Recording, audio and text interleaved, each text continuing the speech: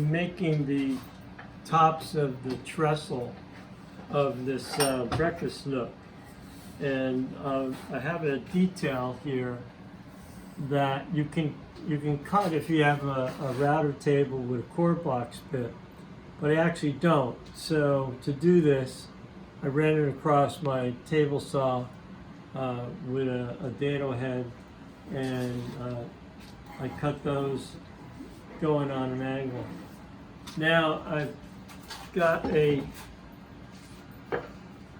antique Halloween plane, and I've cleaned up the ridges with that, and I have a dowel with some rough sandpaper. I'll sand this, and the sides, I got that shape first on the table saw, taking a light cut on an angle with my blade, and then I curved the side with a variety of planes.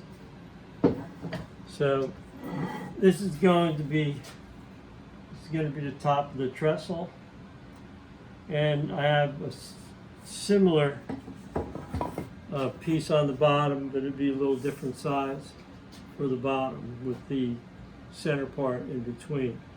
Should make for a nice looking trestle.